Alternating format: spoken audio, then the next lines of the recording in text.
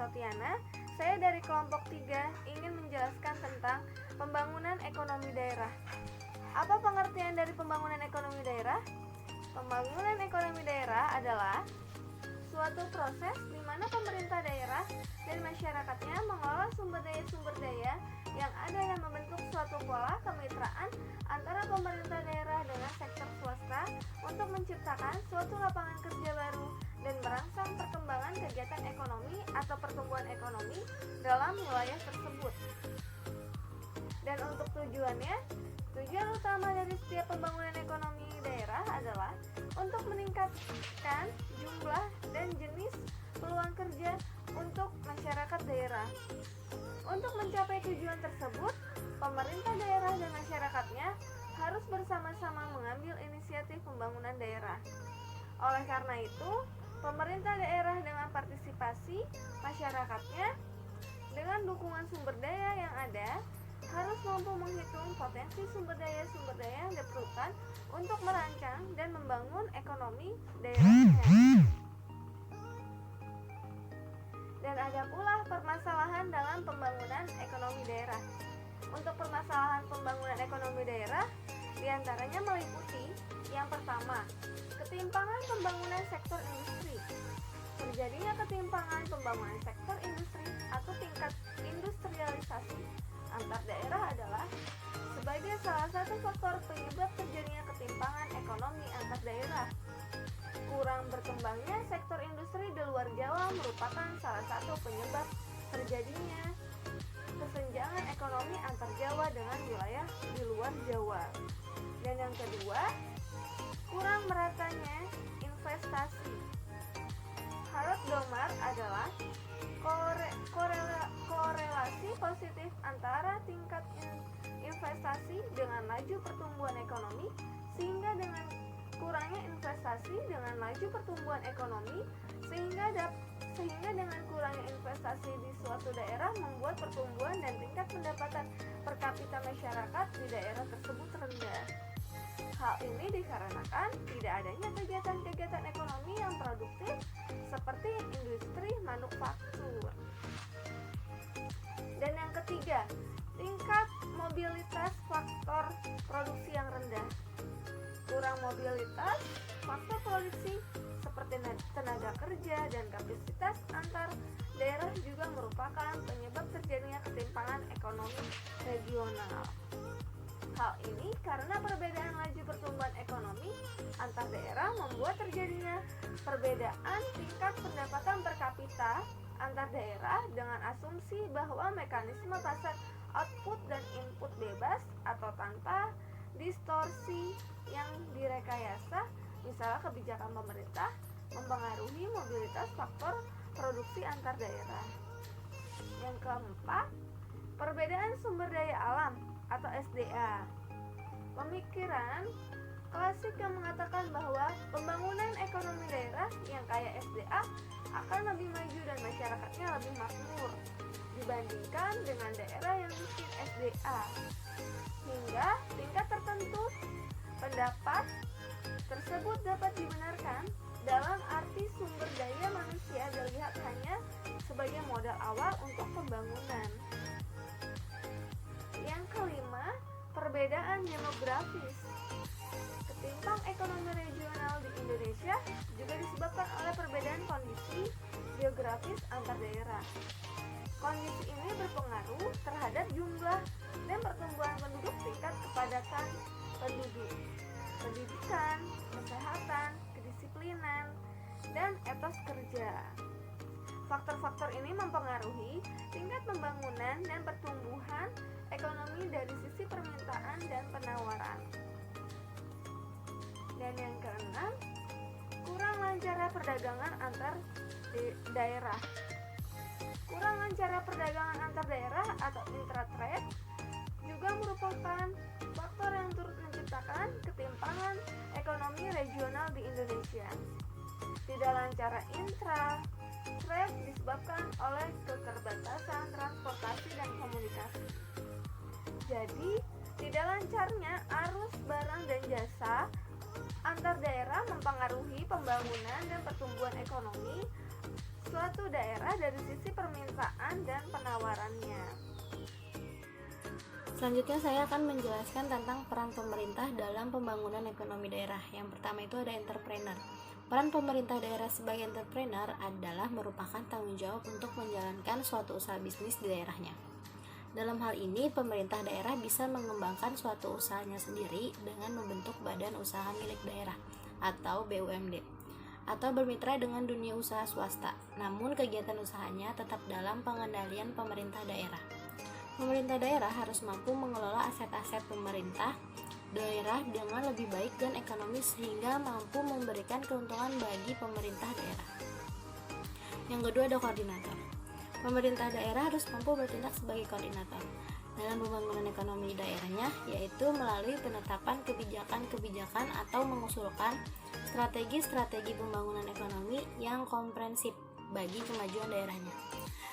Dalam peran ini, pemerintah daerah bisa melibatkan kelompok-kelompok dalam masyarakat untuk proses pengumpulan data dan evaluasi tentang informasi yang berkaitan tentang kondisi perekonomian di daerah. Yang ketiga ada fasilitator. Pemerintah daerah dapat berperan sebagai fasilitator dengan cara mempercepat pembangunan melalui perbaikan lingkungan, attitudinal atau perilaku budaya masyarakat di daerahnya. Hal ini perlu dilakukan untuk mempercepat proses pembangunan dan prosedur perencanaan, peraturan penetapan tata ruang daerah atau zoning yang lebih baik. Stimulator. Yang keempat ada stimulator. Pemerintah daerah dapat berperan sebagai stimulan dalam penciptaan dan pengembangan usaha melalui tindakan-tindakan khusus yang dapat mempengaruhi dunia usaha untuk masuk ke daerah tersebut dan menjaga agar perusahaan-perusahaan yang telah ada tetap eksis berada di daerah tersebut. Stimulus ini dapat dilakukan antara lain dengan pembuatan brosur-brosur, pembangunan kawasan industri, pembuatan outlet untuk produk-produk UKM, membantu UKM melakukan pameran dan sebagainya. Paradigma baru dalam pembangunan ekonomi daerah. Selain paradigma baru, paradigma pembangunan berkelanjutan juga dapat digunakan sebagai paradigma pembangunan ekonomi daerah. Pembangunan berkelanjutan sebagai paradigma pembangunan merupakan kenyataan bahwa teori-teori ekonomi yang diajarkan selama ini telah banyak membantu dalam usaha meningkatkan kualitas hidup masyarakat.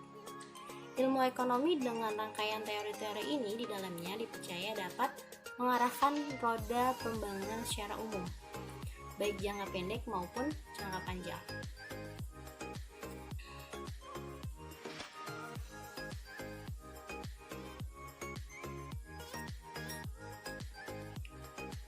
Sehingga dalam pelaksanaannya, dimensi ekonomi selalu ditempatkan sebagai acuan pertimbangan yang dominan. Pengertian pembangunan yang bercirikan pada tingginya angka pertumbuhan ekonomi sangat berkaitan dengan masalah alokasi sumber daya yang dimiliki. Sumber daya yang diperlukan sebagai faktor produksi utama yaitu sumber daya alam, tenaga kerja, dan modal. Paradigma yang terdapat pada teori-teori ekonomi tersebut ampuh dalam mendongkrak angka pertumbuhan ekonomi.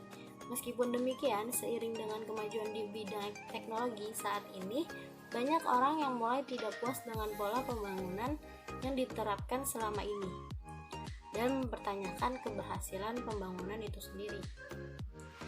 Teori pembangunan yang ada sekarang ini sudah tidak mampu untuk menjelaskan kegiatan-kegiatan pembangunan ekonomi daerah secara tuntas dan komprehensif. Oleh karena itu, perlu dirumuskan suatu pendekatan alternatif untuk kepentingan pembangunan ekonomi daerah. Rumusan ini sebenarnya merupakan sintesa dan perumusan kembali konsep-konsep yang telah ada. Pendekatan ini diharapkan dapat memberikan dasar bagi kerangka pikir dan rencana tindakan yang akan diambil dalam konteks pembangunan ekonomi. Seperti kita ketahui bersama bahwa kerangka berpikir dalam konsep. Strategi dalam pembangunan ekonomi daerah. Secara garis besar, strategi pembangunan ekonomi daerah menurut Arsyad tahun 1999 dapat dikelompokkan menjadi 4. Yang pertama itu ada strategi pembangunan fisik. Melalui pembangunan program perbaikan kondisi fisik atau lokalitas daerah yang ditunjukkan untuk kepentingan pembangunan industri dan perdagangan, pemerintah daerah akan berpengaruh positif bagi pembangunan dunia usaha di daerah. Secara khusus, tujuan strategi pembangunan fisik ini adalah untuk menciptakan identitas daerah atau kota, memperbaiki pesona atau kualitas hidup masyarakat, dan memperbaiki daya tarik pusat kota dalam upaya memperbaiki dunia usaha daerah. Untuk mencapai tujuan fisik tersebut, diperlukan alat-alat pendukung, antara lain yang pertama ada pembuatan bank tanah dengan tujuan agar memiliki data tentang tanah yang kurang optimal penggunaannya, tanah yang belum dikembangkan atau salah dalam penggunaannya, dan sebagainya. Yang kedua ada pengendalian perencanaan dan pembangunan dengan tujuan agar dengan tujuan untuk memperbaiki iklim investasi di daerah dan memperbaiki citra pemerintah daerah. Yang ketiga ada penataan kota dengan tujuan untuk memperbaiki sarana jalan, penataan pusat-pusat pertokoan, dan penataan standar fisik suatu bangunan. Yang keempat ada pengaturan tata ruang atau zoning dengan baik untuk merangsang pertumbuhan dan pembangunan ekonomi daerah. Yang kelima, penyediaan perumahan dan pemukiman yang baik akan berpengaruh positif bagi dunia usaha di samping menciptakan lapangan kerja. Yang keenam ada penyediaan infrastruktur seperti sarana air bersih, listrik, taman, sarana parkir, tempat olahraga, dan sebagainya. Yang kedua itu ada strategi pengembangan dunia usaha. Pengembangan dunia usaha merupakan komponen penting dalam pembangunan ekonomi daerah. Karena daya tarik, kreativitas, atau daya tahan, kegiatan dunia usaha merupakan cara terbaik untuk menciptakan perekonomian daerah yang sehat. Untuk mencapai tujuan pengembangan fisik tersebut diperlukan alat-alat pendukung, antara lain yang pertama ada penciptaan iklim usaha yang baik bagi dunia usaha melalui pengaturan dan kebijakan yang memberikan kemudahan bagi dunia usaha dan pada saat yang sama mencegah penurunan kualitas lingkungan. Pembuatan informasi terpadu yang dapat memudahkan masyarakat dan dunia usaha untuk berhubungan dengan aparat pemerintah daerah yang berkaitan dengan perizinan dan informasi rencana pembangunan ekonomi daerah. Yang ketiga, pendirian pusat konsultasi dan pengembangan usaha kecil, karena usaha kecil perannya sangat penting sebagai penyerap tenaga kerja dan sebagai sumber dorongan memajukan kewirausahaan. Yang keempat, pembuatan sistem pemasaran bersama untuk menghindari skala yang tidak ekonomis dalam produksi dan meningkatkan daya saing terhadap produk impor serta sikap kooperatif sesama pelaku bisnis. Yang kelima, pembuatan lembaga penelitian dan pengembangan atau lead bank. Lembaga ini diperlukan untuk melakukan kajian tentang pengembangan produk baru, teknologi baru, dan pencarian baru. Bismillahirrahmanirrahim. Strategi dalam pembangunan ekonomi daerah. Secara garis besar, pembangunan ekonomi daerah menurut Arsyad dapat dikelompokkan menjadi 4, yaitu yang pertama, strategi pembangunan fisik. Melalui pembangunan program perbaikan kondisi fisik atau lokalitas daerah yang ditunjukkan untuk kepentingan pembangunan industri dan perdagangan, pemerintah daerah akan berpengaruh positif bagi pembangunan dunia usaha di daerah. Secara khusus, tujuan strategi pembangunan fisik ini adalah untuk menciptakan identitas daerah atau kota, memperbaiki pesona atau kualitas hidup masyarakat, dan memperbaiki daya tarik pusat kota dalam upaya memperbaiki dunia usaha daerah. Untuk mencapai tujuan pembangunan fisik tersebut, diperlukan alat-alat pendukung, antara lain yang pertama, pembuatan bank tanah dengan tujuan untuk memiliki data tentang tanah yang kurang optimal penggunaannya, tanah yang belum dikembangkan atau salah dalam penggunaannya, dan lain sebagainya. Yang kedua, pengendalian perencanaan dan pembangunan dengan tujuan untuk memperbaiki iklim investasi di daerah dan memiliki citra pemerintah daerah. Yang ketiga, penataan kota dengan tujuan untuk penataan jalan, penataan pusat-pusat perkotaan, dan penataan standar fisik suatu bangunan. Yang keempat, pengaturan tata ruang dengan baik untuk merangsang pertumbuhan dan pembangunan ekonomi daerah. Yang kelima, penyediaan perumahan dan pemukiman yang baik dan berpengaruh positif bagi dunia usaha, di samping menciptakan lapangan kerja. Dan yang terakhir, penyediaan infrastruktur seperti air bersih, listrik, taman, lahan parkir, tempat olahraga, dan sebagainya. Kedua, strategi pembangunan dunia usaha. Pembangunan dunia usaha merupakan komponen penting dalam pembangunan ekonomi daerah, karena daya tarik, kreativitas, atau daya tahan kegiatan usaha merupakan cara terbaik untuk menciptakan perekonomian daerah yang sehat.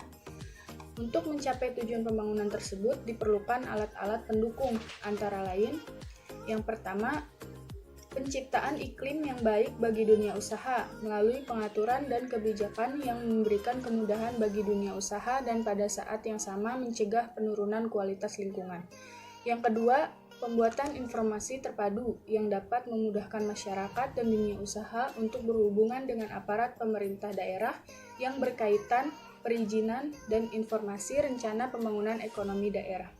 Yang ketiga, pendirian pusat konsultasi dan pengembangan usaha kecil, karena usaha kecil perannya sangat penting sebagai penyerap tenaga kerja dan sumber dorongan memajukan kewirausahaan. Yang keempat, pembuatan sistem pemasaran bersama untuk menghindari skala yang tidak ekonomis dalam produksi dan meningkatkan daya saing terhadap produk impor, serta sifat kooperatif sesama pebisnis. Dan yang kelima, pembuatan lembaga penelitian dan pengembangan untuk melakukan kajian tentang pengembangan produk baru, teknologi baru, dan pencarian pasar baru. Yang ketiga, strategi pengembangan sumber daya manusia. Strategi pengembangan sumber daya manusia merupakan aspek paling penting dalam proses pembangunan ekonomi. Oleh karena itu, pembangunan ekonomi tanpa dibarengi dengan peningkatan kualitas dan keterampilan sumber daya manusia adalah suatu keniscayaan. Pengembangan kualitas sumber daya manusia dapat dilakukan dengan cara yang pertama, pelatihan dengan sistem customized training, yaitu sistem pelatihan yang dirancang secara khusus untuk memenuhi kebutuhan dan harapan si pemberi kerja. Yang kedua, pembuatan bank keahlian, sebagai bank informasi yang berisi tentang keahlian dan latar belakang orang yang menganggur di daerah. Yang ketiga, penciptaan iklim yang mendukung bagi pengembangan lembaga pendidikan dan keterampilan di daerah. Yang keempat, pengembangan lembaga pelatihan bagi para penyandang cacat. 4. Strategi pengembangan masyarakat. Strategi pengembangan masyarakat ini merupakan kegiatan yang bertujuan untuk memberdayakan suatu kelompok masyarakat tertentu pada suatu daerah. Kegiatan-kegiatan ini berkembang baik di Indonesia belakangan ini, karena ternyata kebijakan umum ekonomi tidak mampu memberikan manfaat bagi kelompok-kelompok tertentu. Tujuan kegiatan ini adalah untuk menciptakan manfaat sosial, seperti misalnya menciptakan proyek-proyek padat karya untuk memenuhi kebutuhan hidup atau memperoleh keuntungan dari usahanya. Kasus pembangunan Indonesia bagian timur. Hasil pembangunan ekonomi nasional selama pemerintah Orde Baru menunjukkan bahwa walaupun secara nasional laju pertumbuhan ekonomi nasional rata-rata per tahun tinggi, namun pada tingkat regional proses pembangunan selama itu telah menimbulkan suatu ketidakseimbangan pembangunan yang menyolok antara Indonesia bagian barat dan Indonesia bagian timur. Dalam berbagai aspek perkembangan ekonomi dan sosial, Indonesia bagian timur jauh tertinggal dibandingkan Indonesia bagian barat. Tahun 2001 merupakan tahun pertama pelaksanaan otonomi daerah yang dilakukan secara serentak di seluruh wilayah Indonesia. Pelaksanaan otonomi daerah diharapkan dapat menjadi suatu langkah awal yang dapat mendorong proses pembangunan ekonomi di Indonesia bagian timur yang jauh lebih baik dibanding pada masa Orde Baru. Hanya saja keberhasilan pembangunan ekonomi Indonesia bagian timur sangat ditentukan oleh kondisi internal yang ada, yakni berupa sejumlah keunggulan atau kekuatan dan kelemahan yang dimiliki wilayah tersebut. Keunggulan dan kelemahan wilayah Indonesia bagian timur. Keunggulan atau kekuatan yang dimiliki Indonesia bagian timur adalah sebagai berikut. 1. Kekayaan sumber daya alam. 2. Posisi geografis yang strategis. 3. Potensi lahan pertanian yang cukup luas. 4. Potensi sumber daya manusia. Langkah-langkah yang harus dilakukan pada era otonomi dan dalam menghadapi era perdagangan bebas nanti, IBT harus menerapkan suatu strategi pembangunan ekonomi yang berkelanjutan yang mendorong pemanfaatan sebaik-baiknya semua keunggulan-keunggulan yang dimiliki kawasan tersebut tanpa eksploitasi yang berlebihan yang dapat merusak lingkungan. Dalam New Development paradigma ini ada sejumlah langkah yang harus dilakukan, di antaranya sebagai berikut. 1. Kualitas sumber daya manusia harus ditingkatkan secara merata di seluruh daerah di IBT. Peningkatan kualitas sumber daya manusia harus merupakan prioritas utama dalam kebijakan pembangunan ekonomi dan sosial di IBT. Untuk maksud ini, kebijakan pendidikan baik pada tingkat nasional maupun daerah harus diarahkan pada penciptaan sumber daya manusia berkualitas tinggi sesuai kebutuhan setiap kawasan di Indonesia. IBT harus memiliki ahli-ahli khususnya dibanding kelautan, perhutanan, peternakan, pertambangan, industri, pertanian, dan perdagangan global. Indonesia bagian timur juga memiliki bagian kelemahan yang membutuhkan sejumlah tindakan pembenahan dan perbaikan. Kalau tidak, kelemahan-kelemahan tersebut akan menciptakan ancaman bagi kelangsungan pembangunan ekonomi di kawasan tersebut. Kelemahan yang dimiliki Indonesia bagian timur diantaranya adalah kualitas sumber daya manusia yang masih rendah, 2. Keterbatasan sarana infrastruktur, 3. Kapasitas kelembagaan pemerintah dan publik masih lemah, 4. Partisipasi masyarakat dan pembangunan masih rendah. Tantangan dan peluang. Pembangunan ekonomi di Indonesia bagian timur juga menghadapi berbagai macam tantangan yang apabila dapat diantisipasi dengan persiapan yang baik bisa berubah menjadi peluang besar. Salah satu peluang besar yang akan muncul di masa mendatang adalah akibat liberalisasi perdagangan dan investasi dunia. Atau paling cepat adalah era AFTA tahun 2003. Liberalisasi ini akan membuka peluang bagi IBT seperti juga IBB atau mengembangkan aktivitas ekonomi dan perdagangan yang ada di daerahnya masing-masing. 2. Pembangunan sarana infrastruktur juga harus merupakan prioritas utama, termasuk pengembangan sentra-sentra industri dan pelabuhan-pelabuhan laut dan udara di wilayah IBT yang berdasarkan nilai ekonomi memiliki potensi besar untuk dikembangkan menjadi enterport. 3. Kegiatan-kegiatan ekonomi yang memiliki keunggulan komparatif berdasarkan kekayaan sumber daya alam yang ada harus dikembangkan seoptimal mungkin. Di antaranya adalah sektor pertanian dan sektor industri manufaktur. Setiap daerah atau provinsi IBT harus berspesialisasi dalam suatu kegiatan ekonomi yang sepenuhnya didasarkan pada keunggulan komparatif yang dimiliki oleh masing-masing daerah atau provinsi. 4. Pembangunan ekonomi di IBT harus dimonitori oleh industrialisasi yang dilandasi oleh keterkaitan produksi yang kuat antara Indonesia manufaktur dan sektor-sektor primer, yakni pertanian dan pertambangan. Sekian dari kelompok 3, kurang lebihnya mohon maaf dan terima kasih.